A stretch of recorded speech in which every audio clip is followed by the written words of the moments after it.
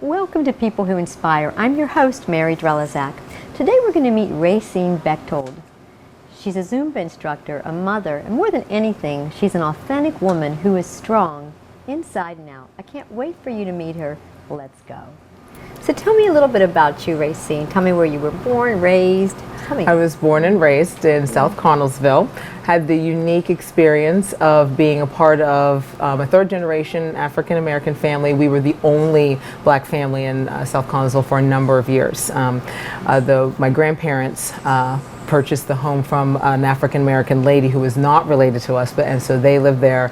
Then they raised my mother, and then my parents bought the house off of my grandfather, and then myself and my four other siblings, we were raised there.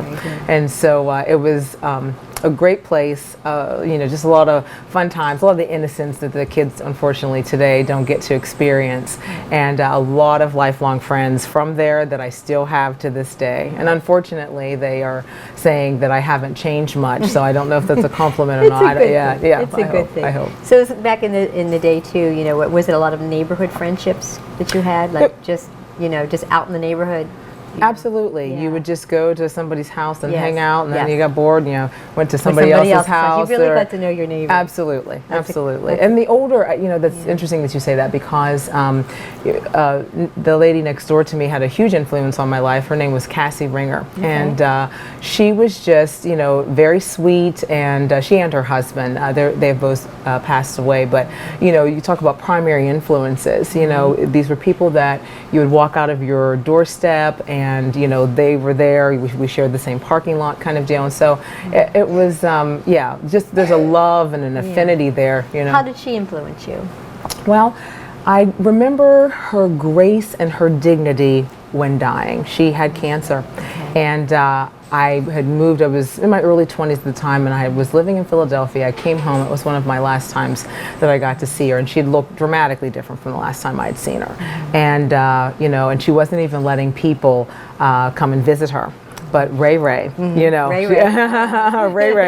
got to visit, and I remember sitting in her front room, and her hair is just a few strands, and she's got a scarf that's not fully on her head, and just the realness and the reality that you just knew that this was going to be the last time that you were going to see her. And there was just she imparted some wisdom to me that I won't share, but that has stayed with me, that it was so nice to be known. She knew me, she spoke to my heart, and she faced what was ahead of her with just great dignity, and her faith, and so it was just it's interesting that this comes up, because I don't know that I've actually sat down to think about Cassie in that way in a very, very long time. So thank you for that. That was such a warm memory. Thank you for bringing her up. Sure. I knew she was special to you in some way when you mentioned her. Yes. I knew she had an influence on you, so that's great.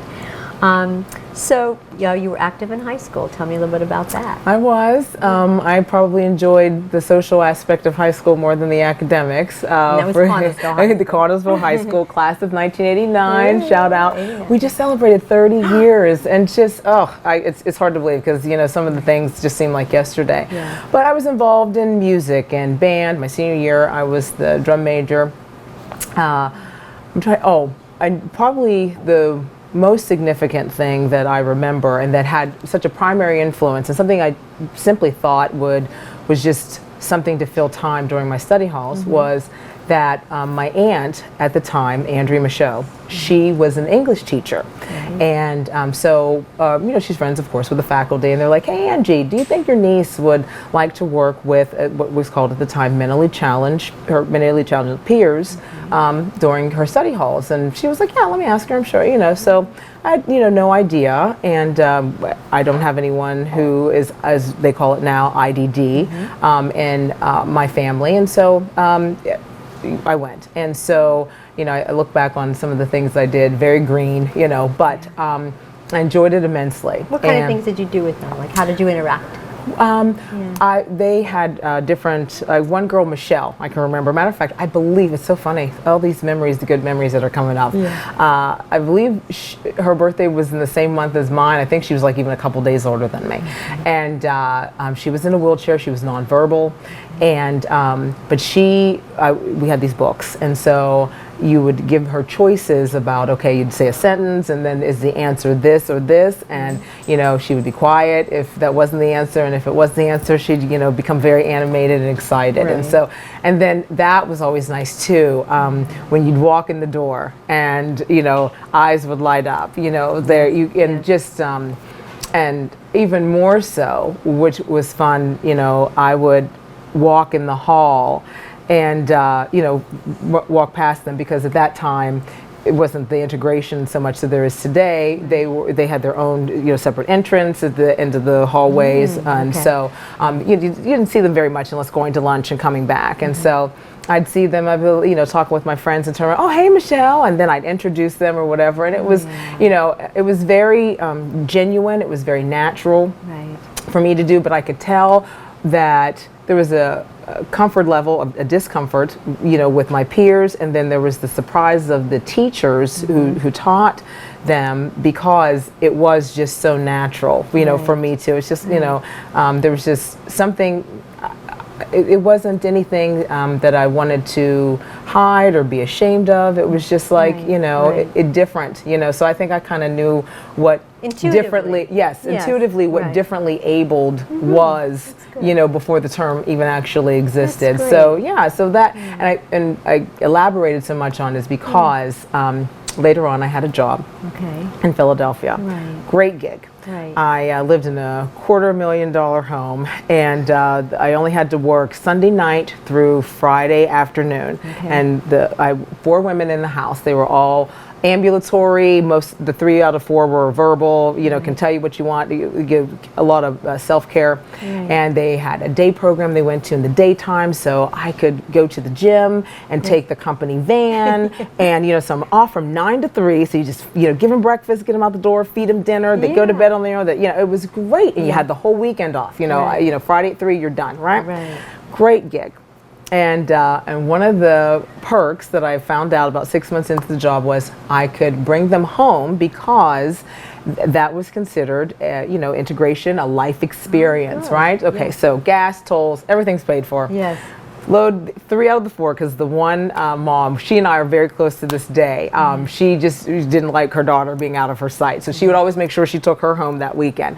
I'd take the other 3, load them up with me, and I would bring them to my house. Now, I'm the oldest in my family, but by 9 years, then the next sibling is 12, and then the twins, I'm 16 years older. So these were, they were little guys, 10, 11, 12. So you had a house full when you brought them home. Yeah, absolutely. And so, but because they experienced interacting with, these ladies that I work with at such a young age, every one of my siblings at some point has worked with IDD population, and so they all have the experience and memories, and so to kind of have that influence on them as well, and just I just love.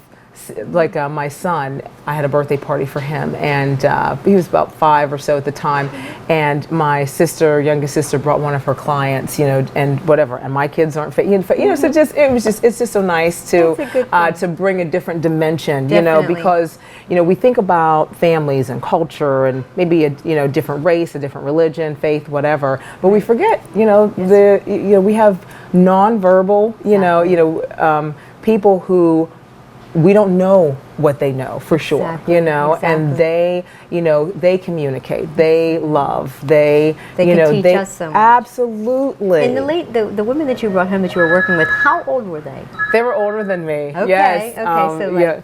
Okay. So one lady was, let's see, I'd have been in my late 20s. Okay. Yes, definitely. All right.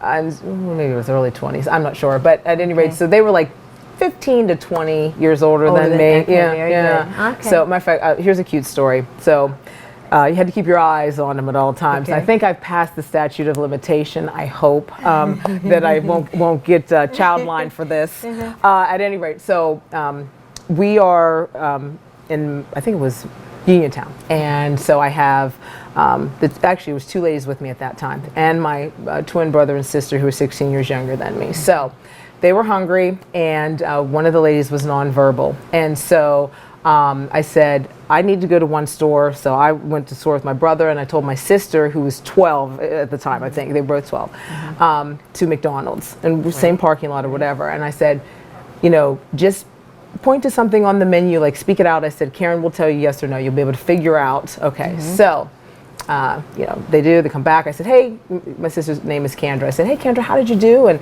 you're fine, Karen. Absolutely told me exactly what she wanted. You know, the order's right or whatever. And Karen comes beside me, and like I said, she was, I shouldn't say maybe she was nonverbal. She spoke very little, and she goes, that's not right, that's not right. And she laughed and touched me on my shoulder and sat down. I knew exactly what she meant. What did she do? What she was saying to me was, I know your sister's 12.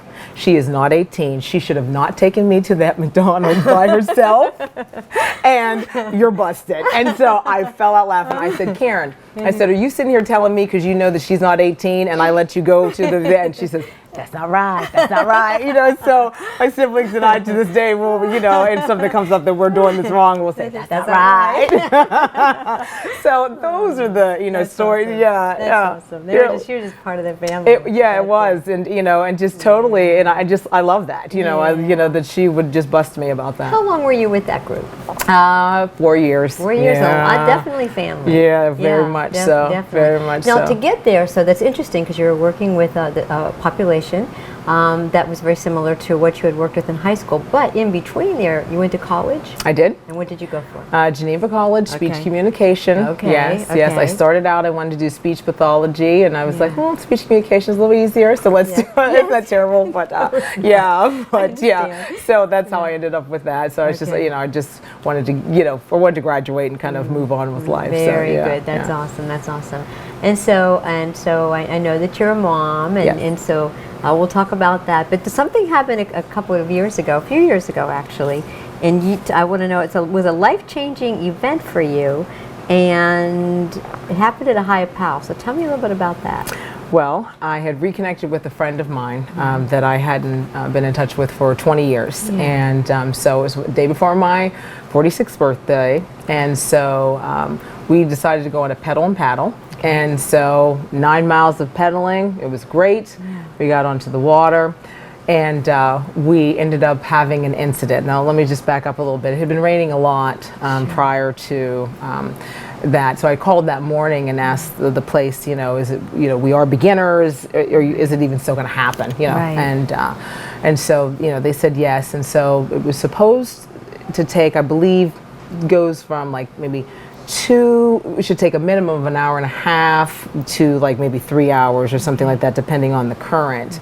And you know, we were pretty much done in like an hour. It was, you know, we were just looking at the time, oh my, it's pretty quick, and we got to the point that we were supposed to. So we see the guy to the side, and we're ready to, you know, we're veering the boat off in that direction. What kind of boat was it? It was a raft. Gotcha. Yeah. And so we start going over, and the water was just swift, and we hit this rock, and the whole thing just capsized. And so, and the person who I was with, she doesn't know how to swim. Wow. So I'm screaming her name, you know, she's fine. She holds on to the side of the raft. I was able to get on top of it. And so we're just kind of waiting to be rescued, but we are going down, down, down, down. And so I was going backwards, and she didn't even have her glasses on, but she could see the big sign that said, do not go past this part. And I was like, but you were going past that part. well, what happened is, there was this pier, and so we then steered the boat to that direction, and then we held our hands on the side of it, and the current kind of helped to keep our hands there. And so there we are. So at this point, we're seeing people gather along the sides and whatever. And then there ended up being a woman who, she happened to be a nurse. She happened to be a seasoned kayaker, you know, a water person. And so she was the person who was above us, speaking and encouraging us. And, you know, things are going down, and you know, as you're floating down the river, you're assuming, okay, at some point here, something's going to happen, and that we're going to get rescued. But when you hear someone say to you, ladies, you're doing a great job, but whatever you do, do not let go. Wow. And you're kind of like, okay, wow, things just got real. You're on your own now. So, yeah. So, I'm sure if people, they could read the story in the Tribune Review, because in this past April, the two men who rescued us, they were awarded the Carnegie Hero Awards. And so, so being able to thank them and see them again, you know, was such a wonderful thing. But it was just purely by the grace of God how that happened. Tell me about that rescue. How did they get to you? Well, they heard the call over the police scanner, and so it was Patrick McCarthy and Eric Martin. And so they, you know, just immediately came to see if they could help. And so it just so happened that a person had a kayak on the top of their car, drove past, and Eric said, hey, I need your kayak. You know, stopped him, I need your kayak, this is an emergency, because they didn't know how long we'd been in the water, and they knew that time was of the essence. And so, so he got into the water without a spray skirt, which means that if the water had gotten into the boat, he could have died as well. Eric did as well, followed suit, and they, we had, my friend and I, we had to let go, you know, I had to, you know, let her go, and so one went with one, you know, man, I went with the other, and they, you know, kind of bumped me to shore, and it was just very, it was just, you could see, I don't think I knew the gravity of everything until you saw the faces of all of the EMT, police, you know, fire department, whatever, and they're all like white as ghosts, you know, like they, if I didn't know that a miracle had just occurred, their voices, I mean, their faces, you know, absolutely, and the lack of voices, you know, told me that this was, you know, really serious. And so, yeah, it was very life-changing. How long from the time that happened till the time you were rescued? It was forever. Forever. It's hours, but it was more like minutes. It was years. No, Yeah. I don't think it was any more than 15 minutes, probably, from beginning to end. Yes, when you're floating down the river and you're seeing all these different people and you're trying to get help and nobody can help you, and you know, and then as the crowd came up on, you know, they were all gathering around. It's like, okay, there's only 2 of us in the water, and there are at least 100 of you. You can't, somebody, you know, so, you know, you know, so it's, you know, it's that type of, the water was moving swiftly, you know, and when they got the canoe, how did they, if the water was moving swiftly and in one direction, was it hard for them to even get to you? It was, yes. What did they have to do that? Well, interestingly, they are both champion kayakers. So I mean, so you can just see the hand of God all over this. You know, the fact that there was somebody that had a, you know, a kayak on top. Then the fact that who were there and available and working that day are 2 champion kayakers. You know, there could have been other kayakers without that experience, and they might have lost their lives as well, or may not even, you know, attempted. And as I even spoke with them afterwards, they didn't hesitate. You know, so they, you know, we were so happy when, you know, you get nominated, but whether you win is something else. And so we were so happy when they won the award, because they were so deserving. Oh, they were wonderful. so deserving. And what were your thoughts when this was happening? What were you thinking through this whole process while you were waiting to get rescued? Believe it or not, one of the things that I had a little bit of guilt after when I was done was I did not think of my children when I was on that river. And I believe that by doing so, I think I would have done something stupid. You know what I mean? If I would have thought of the fact, you know, you may not get to kiss and hug your babies tonight. I'm not sure that would have been a useful bit of understanding to have at the moment. So I kind of kicked into, you know, I'm a helper. I insert myself probably a lot of times. I know, well, not probably. I know a lot of times when people don't want my advice, I'm like, let me tell you anyway. But reconnecting with my friend, we had talked about religion and God and faith in the 6 months that we had, you know, reconnected. And, you know, she said, I'm not saying that I don't believe in God, I'm just saying I don't know. Well, when you're in the river and you have a sign over you saying you can't go past this point or ye shall surely die. Okay, pretty much, Right. and and there's nobody around helping, that can come and rescue and doing whatever. That is not the time to not be sure. That's right. So what I did was, I am a converted Catholic, but I was raised Pentecostal. So I reached out in my Pentecostal roots, and I was like, okay, we were praying the sinner's prayer, and whatever. And, even in that moment, I'm the niece of an English teacher, and as well as my entire family, communicating is of the essence and, very important. So, and so I would say, now Lord Jesus, and she'd say, now Jesus. No, I said Lord Jesus, so we're on the water, and I'm still being bossy. I'm moments away from death, and I'm still being bossy. Right. And so I made sure that that she claimed Jesus Christ as her Lord and Savior, so that because I didn't know, and all I knew is that I did not want to have to go to her mom and say, who her mother is very devout, and say, well, let's hope that she was okay. I wanted to be able to say, she wasn't rescued, but she did,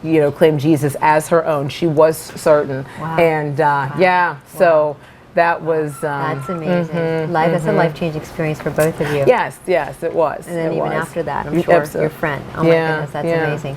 So that was definitely transformational in your life. I'm sure that will continue to be transformational throughout the rest of your life. You had another transformation in your life too, when you on weight. So tell us a little bit about that. Yes. 17 years ago, I had gastric bypass. Now they do all kinds of other surgeries, but it was the old, I think it's called root and Y or something like that. And so I was always able to take weight off, but I was just a huge yo-yo dieter. So of course it's not healthy, not to mention, it's expensive to be a size 4 one day and a size 44 the next, everything in between, So, so when we qualified for the surgery and it was available to me, I didn't have children at the time, and so I, had the surgery, and so, it's, nothing is foolproof. I still have to exercise. It is just a tool, but it is a helpful one. And so, because right now I'm in the mode from Thanksgiving to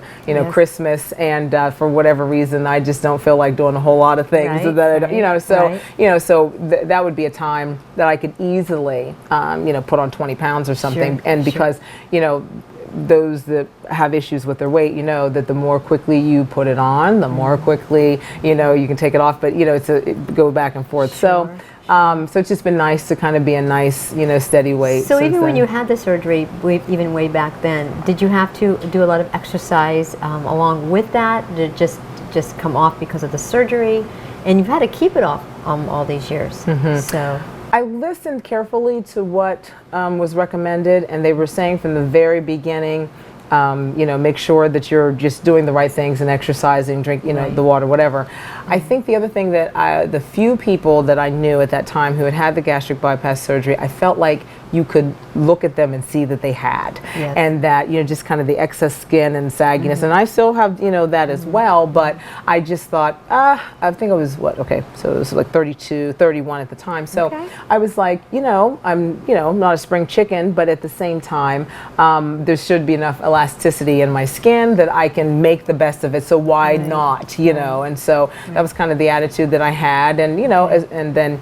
I fell in love with Zumba, and then became a Zumba instructor. So it kind of all just evolved from there, and so. So that's great. You are a Zumba instructor. So tell me a little bit about that and how you're coaching people to be their best selves. Tell me a little bit about that. Well, I fell in love. A woman named Tara Brenchy, that was her maiden name. She brought Zumba to Connellsville, and my sister Monica told me about it, and my little niece Gigi, she was only like 3 or so at the time, and so went to a class, fell in love, became an instructor soon after, and so then I'm certified in several different types of Zumba. They have Zumba for Zumba Gold is for older population and inactive. They've got Zumba Kids, Zumba, all in between. So. So I've been certified since 2011, I believe, and so it's just been it's been a great ride. It's been a wonderful way to meet people. It's nice to be able to share the story because people see how I look now, and they assume that I've always looked that way, or you know, I bet you were an athlete in high school. No, you know, I didn't know anything about sports, or you know, so it's very nice to then be able to share the journey and say, you know, you may not need the tool, but if you do need the tool, that's okay. And there's so many times people who have the surgery, they feel ashamed because they feel like I should be able to do this on my own. And you know, you need help. You need help. If that, you know, the pivotal moment for me was when I would walk in the aisles of Walmart and I would see friends that I graduated from high school that I would love to be like, hey, how you doing? Catch up or whatever. And I would turn around and try to run down the other part of the aisle because I didn't want them to see me because I'd gained so much weight. I was like, this isn't living. This isn't a quality of life. And people would, you know, I've always kind of put it all out there. So, you know, I would share that with my friends and family. Well, Raecyne, you are who you are. Okay, I am. I do understand that. But I allowed it to inhibit who I was. And so, you know, it just wasn't, you know, worth it. So when the opportunity came, you know, for this to happen, you know, if that's what's going to help you live your best life, you know, then you do what you have to do. Well, how does that influence you even now as a Zumba instructor? Now you have people who are trying to be as healthy as they can, or to, for whatever reasons they're there, whether it's because they want to maintain their weight or lose weight or just, you know, be healthy. How does that influence you as an instructor? You see them with a different set of eyes, a different perspective.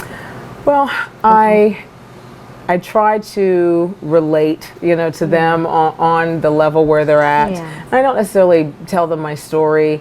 I think I use humor probably more than anything, and just, you know, try to make it fun. And it's like, I'm in front of the class, but inevitably I make a minimum of 5 mistakes, you know, while I'm up there or whatever, you know, I'm like, oh, sorry, you know, should go in the other direction.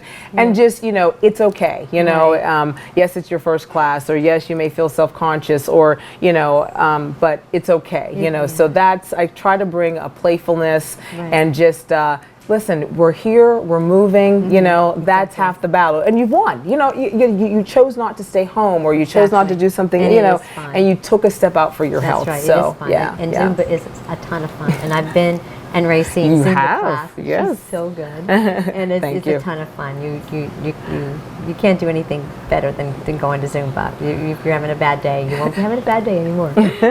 So that's awesome. That's really great. So tell me a little bit about your family life. Tell me a little bit about your mom. Tell me a little bit about your family life. Okay. Yeah. Melvin Washington and Valerie Washington are my parents, and so a lot of people know my mom. She now lives in New Jersey, but she was a therapist here. My dad was a boss out at Anchor for years. It's very frustrating to go anywhere with him because you just stop it. Hey Mel, how you doing? And then he talks, and then, you know, you go another 5 feet. Hey Mel, how you doing? With the opening of Martin's years ago, you know, my dad was like, hey, you've got to check out Martin's, you know, and I've already been, let's go. It was the most miserable experience of my life because I'm telling you, we were still in aisle 1 an hour and a half later. I'm like, oh my, it was horrible. I'll never forget that day. I was like, you know, and then when you finally did go through the whole thing 5 hours later, it was just like, you know, but at any rate, so yeah, so they're, you know, well known, raised with, you know, great values. You know, they're good people, you know, and that's just so nice to be able to say about your parents. And now you're a mom. I am. Tell me about that part. Well, I didn't become a mom until I was 38. Wow. And so I actually didn't want to have kids. And then my sister had my niece Gigi, and that was the end, you know. And so she came around, and so at any rate, so yeah, 38. And then I, you know, knew that the clock was ticking. So, a year and a half later, I had my son a month before my 40th birthday. So I have two boys, Harrison Teague Bechtold and Xavier Che Bechtold. Nice. They are now 8 and 10. Wow. And they're the loves of my lives. They really are. And so we are currently, though, as a family, going through a huge transition. We are in the process of divorcing. And so, and I, shared that with you because it just is a part of so many people's journey. And so I want to, I don't believe that God brought us together for us to be divorced, and take, sole responsibility for my part in the, dismantling of my marriage. But I also know that God is faithful, and it's the cliche is, turn your mess into a message. But I'm looking forward to, God taking a hold of that and, turning that into something that can be beneficial to others. And because you get along very well. We do. So yeah, tell me about the dynamic of going through a divorce. Yeah. In a way that is you in some ways you're still a couple because you're going through it together. And our children are so young too. Yes. Yeah. We do get along. At the bottom line, we have a friendship. We can still make each other laugh, those types of things. Right. But we can draw, just really, go the opposite direction as well too. And trying to keep the kids paramount, trying to keep our emotions in check, trying to not, be, well, you always, or you, it can be very difficult. And so if you'd asked me this a month ago, I would have said, man, we are on a really good streak here. And, I'm looking forward to the day, because different people, when they see us at our children's functions, they will say, together, church, wherever, sitting, and they're like, wow, that's just so wonderful that you guys, can come together, get along, sit in the same space, and, you can see by our interactions that, that our interactions they're real and not, whatever. And so they're like, you should teach a class. And I'm like, oh no, we are way too early in the process for that. But, you kind of get the sense of things are going well, and you're like, well, maybe I should start, writing that book or, whatever, right? And then something happens. So it's like I said, a month ago, I would have said, we're on a really good streak. Right. You asked me like a week ago, I'd be like, I'm ready to kill him. So, so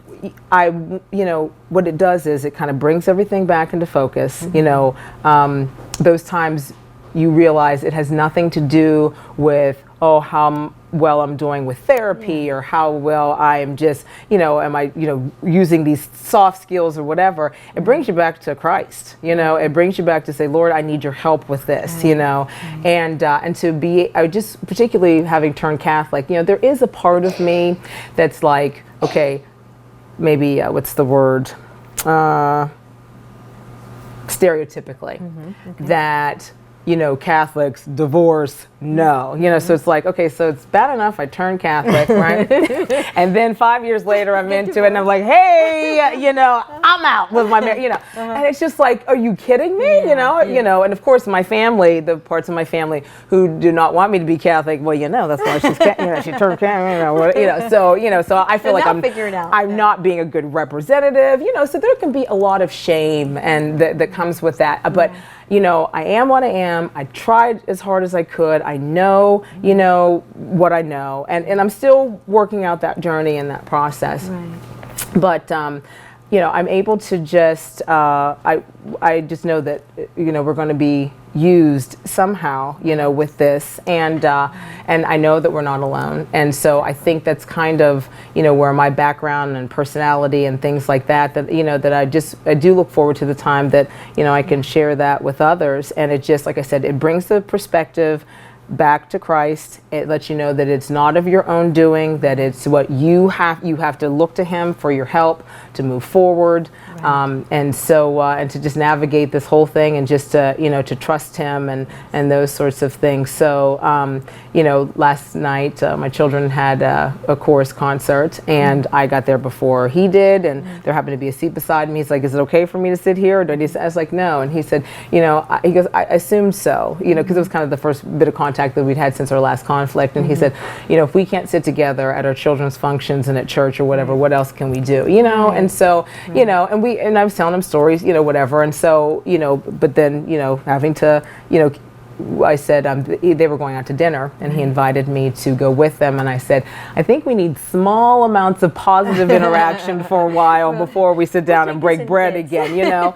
But so, and even those little moments, I know, offer the boys hope. You know, like absolutely. They know that not hope that we'll get back together, but hope that that they are still a part of a family, that they're not a part of, it's not a broken home. You know, it's just, it may not be as typical as others, but we're not typical, you know, so that's what I try to tell them as well. You know, I'm like, my son's over the weekend, I forget what it was that I was doing, and he looked at me and he goes, moms don't do that. And I was like, well, apparently yours does. So, you just try to bring that perspective, to them. Well, it certainly sounds like in addition to having a Christ-centered marriage and a Christ-centered life, that and that foundation of a friendship with your husband, it sounds like the one thing that you have for each other that is going to be eternal is respect.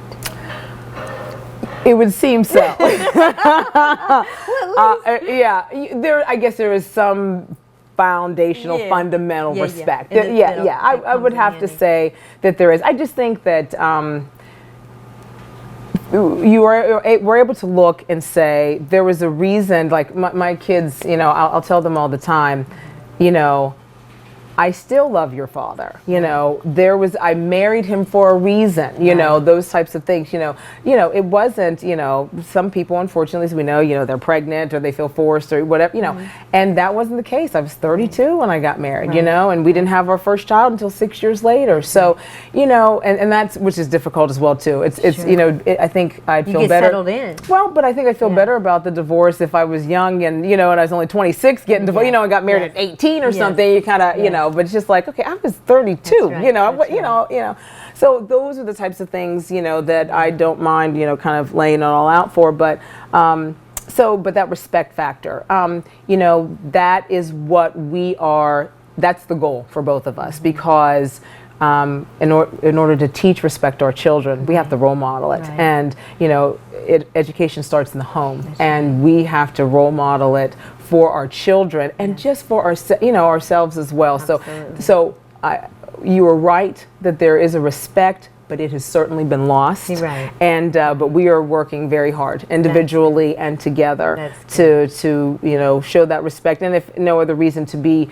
honest. I mean, for no other circumstance, to be honest that. When we are being disrespectful, what I mean, and saying, no, what I said wasn't right, or let me take that back, because, it's not even just about in front of the other person. Of course, it's the things you say in your home. It's your body language, it's your, the sucking of your teeth, that, so just to be cognizant of all of that. Sure, and it's really neat too, because you have this cognizant ability to know how it will, how your situation will affect your children, and that together you certainly want that to be a positive experience all the way around. You want it to be the best experience you can for your kids and going forward, and so that they can have that safety zone. They can have that safety, know that they're loved. Yes. Know that we are a team, together, and that that when they come home with life's problems. I was just speaking with somebody earlier today, and I said, boy, I'm not looking forward to the teenage years, their bigger problems and the things that I can't solve, right away, with a hug or,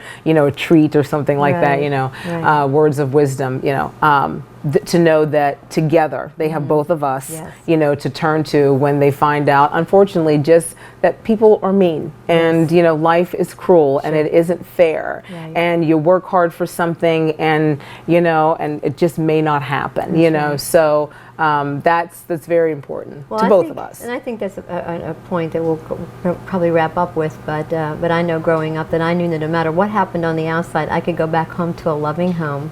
And if I could do that, all was right with the world. It's okay, I had a place. And that's what your children have no matter what, because they have the love of both of you. Maybe not together, per se, but they have the love from both of you. So I think what you're just modeling even in that, I think you could help a lot of couples. So I hope that you get this opportunity to really help couples who are going through this, navigate through the process, because as you say, it's a mess. And you can create your message from your mess, and you're creating your story every day, and really you're going to impact a lot of people, I have a feeling. Well, absolutely. I appreciate that. Thank you. I just wanted to say as well too, I just my children have a strong faith and a love for God, and I think it's so important that even no matter what your relationship is or how you feel about faith, religion, whatever, it is, to send your kids to vacation Bible school. Now it's a great way in the summertime to get a break for 2 hours. My kids over the years before they went to Catholic school and I turned Catholic, they were Catholic, they were they were Lutheran, they were Church of God, whatever it was that I could drop them off for 2 hours. That's what they were. Amen.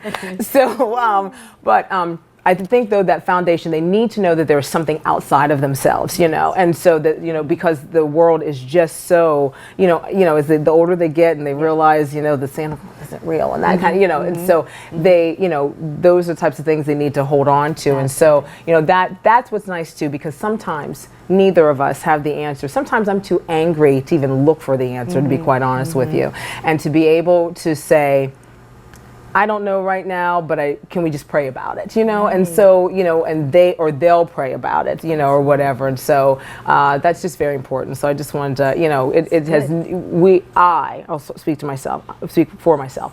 I blow it every day, you know what I mean? And so, but, you just get back up, you try again, and that even those times when you're not 100% certain, God is there, and He loves my children more than I do, more than my husband does. So, those are the things that you have to hold on to during a crisis like this, Very good. Awesome. Yeah. Thank you. Raecyne, you are amazing. Thank you so much. Thank you. You're a strong woman. Thank you so much for being with us and sharing your story. And thanks for having me. Opening up and just being candid about your life. I think that a lot of people can relate to that and will appreciate that as well. So thanks again. Sure.